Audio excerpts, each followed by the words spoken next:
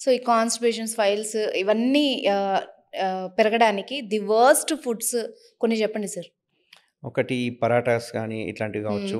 And biryani main important మన హైదరాబాద్ బిర్యానీ. ఎందుకంటే హ్మ్. హైదరాబాద్ బిర్యానీలో డాల్డా ఉంటుంది. ఓకే. ఓకే. అంతేగాకుండా ఆయిల్‌తో బాగా ఇట్లా అంటుతుంటుంది. హ్మ్. ఓకే. అవును.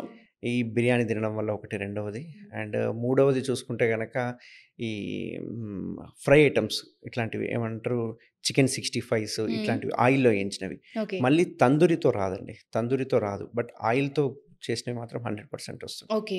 ఇట్లాంటి ఫుడ్స్ మెయిన్ ఇంపార్టెంట్. అండ్ ఈ జంక్ ఫుడ్స్ ఏదైనా తీసుకోవచ్చు.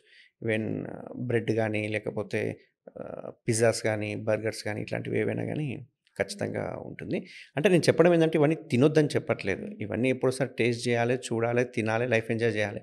కానీ దీంతో పాటు ఫైబర్ ఎంత తీసుకుంటున్నాం అనేది ఇంపార్టెంట్. ఓకే. సో, ఈ ఫైబర్ కంటెంట్ ఏముంటది? ఫైబర్ అంటే మెయిన్‌గానే ఏం యాడ్ చేసుకోవాలి మన యాహ్! ప్లేట్‌లో చెప్పండి? ఖచ్చితంగా యాడ్ చేసుకోవాల్సింది ఉదయం ఒక క్యారెట్ కీర, రాత్రికి ఒక క్యారెట్ కీర. మీరు ఏ ఫుడ్ తీసుకున్నా గానీ, ఒక క్యారెట్ కీర అనేది యాడ్ చేసుకుంటే గనక మన బాడీకి సరిపడినంత ఫైబర్ ఆటోమేటిక్‌గా దొరికినట్టేనండి.